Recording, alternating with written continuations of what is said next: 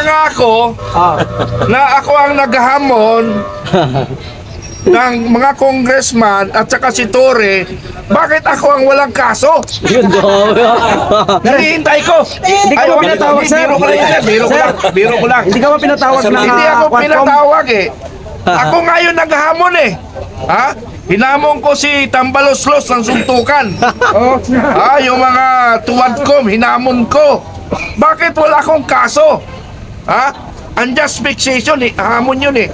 Hindi inciting to sedition yun ha. Hinamon ko sila ng suntukan. Ano? Ngayon, pero ang hiling ko lang, hindi doon sa loob ng kongreso. Sa labas, sir. Sa labas. Kasi pag sa loob, silang power doon eh. Gagamitin nila ang power laban sa mga taong kaya nilang takutin. Subukan nila akong takutin. Subukan nila.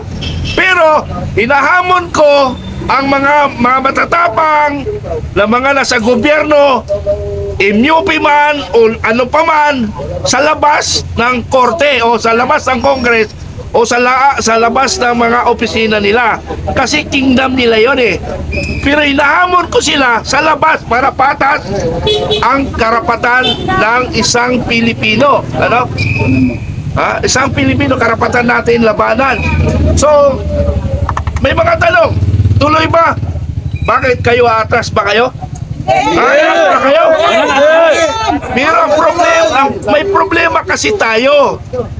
Sa Pilipino kasi, hinihintay muna silang masaktan bago kikilos. Paano yon? Paano kung pag kumilos ka na, hindi ka na makakilos, ka naputulan ka na ng paa? Hihintayin mo pa ba yon? Dapat ngayon tayo kumilos. Panahon na ang sitwasyon ngayon, ang gobyerno, panahon na palitan ang sistema. May itsa 1, may itsa 2. Anong nangyari? Inciting! Ano ang nangyari? Ang nangyari sa bansang Pilipinas, lalong lumulubog ang Pilipinas because of corruption. Alam nyo ba ang corruption nga sa Pilipinas? Tradisyon yun. Narinig ko na sa isang kampo yun. Sir, kasi problema kasi tradisyon na eh. Tradisyon ang corruption?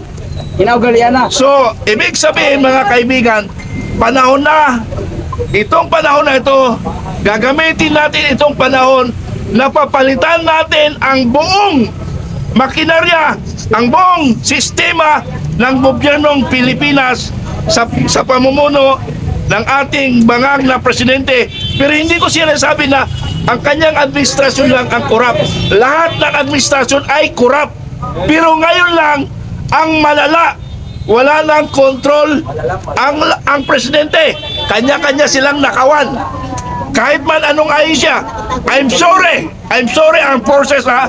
I'm sorry armed forces. Galing ako dyan. 4.9 billion ang hinahanap ko sa inyo.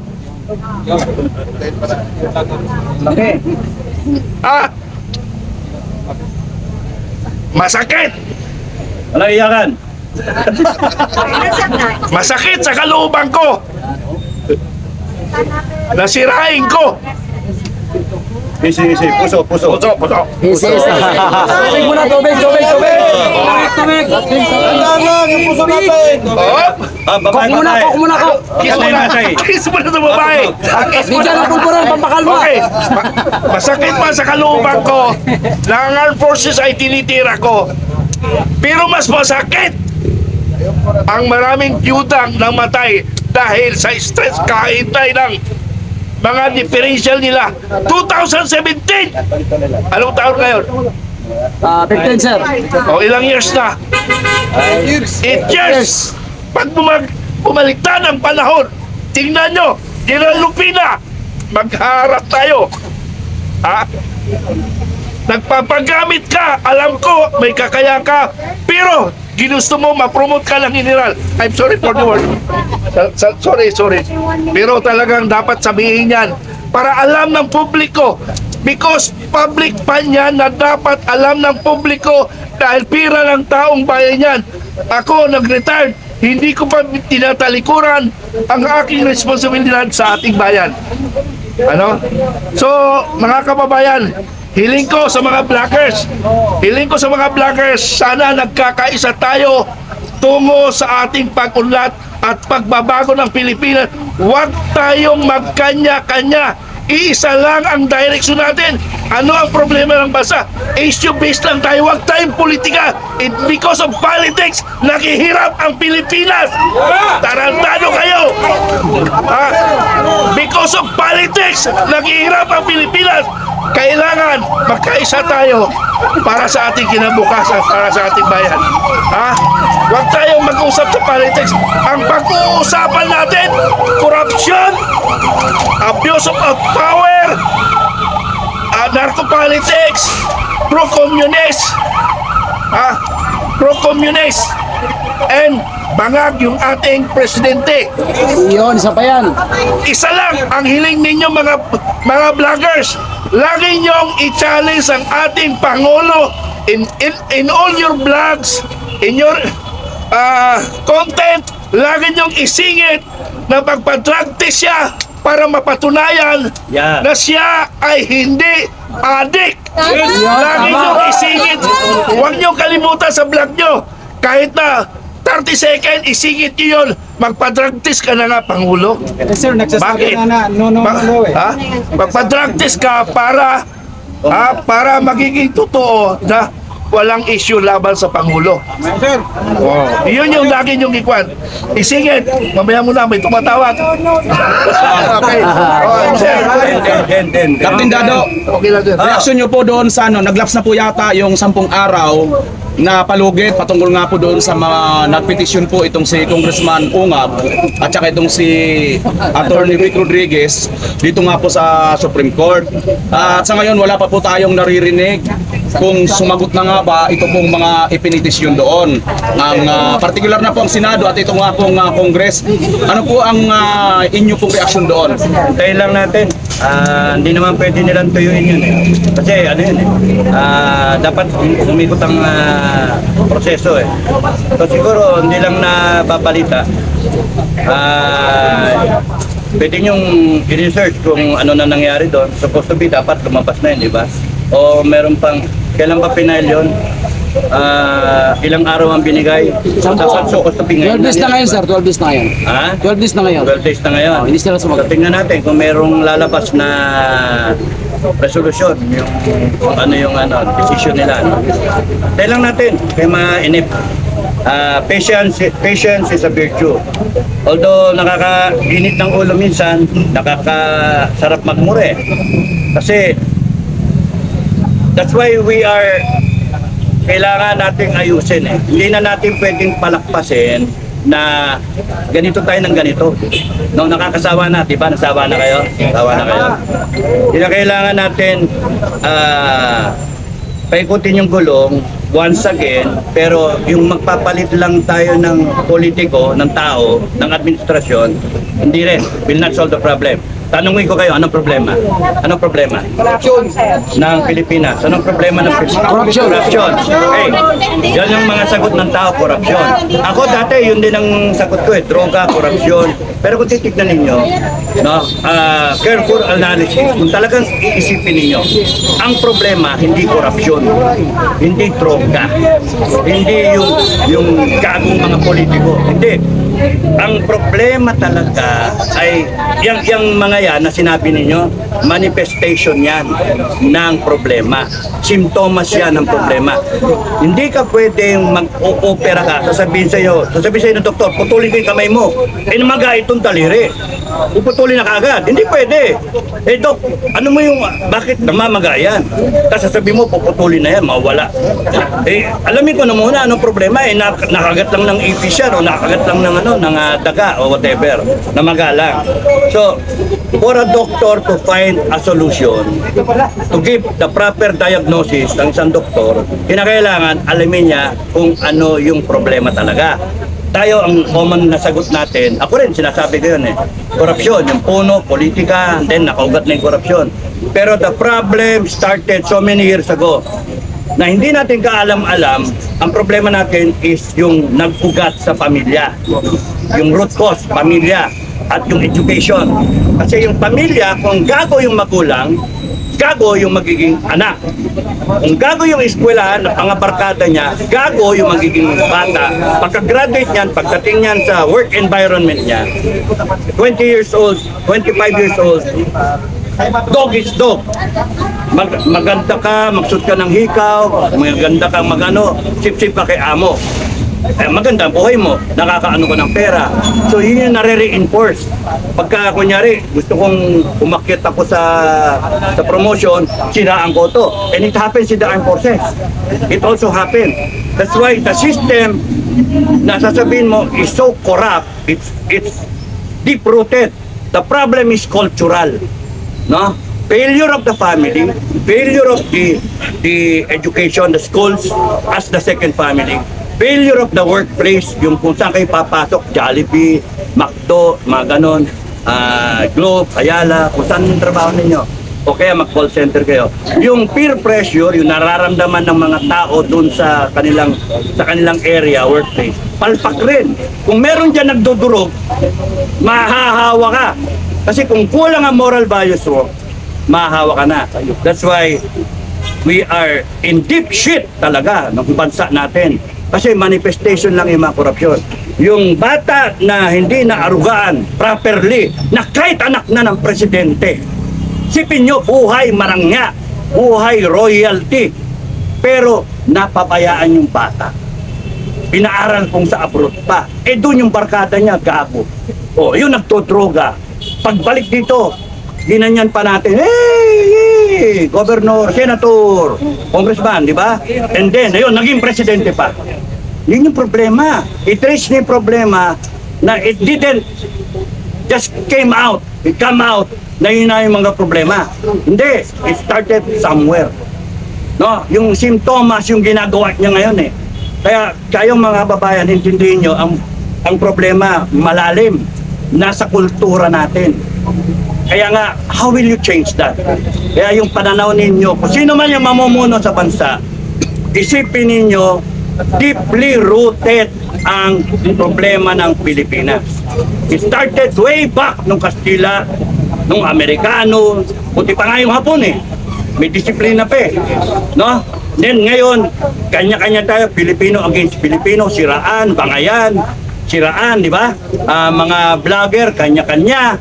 So, kung hindi pa kakasuhan, kung hindi pa i-contempt, hindi pa magsasama-sama. Yung common cause. I can say to you mga kababayan, mag-unite kayo as a people because we only have one country. Isa lang ang bansa natin eh.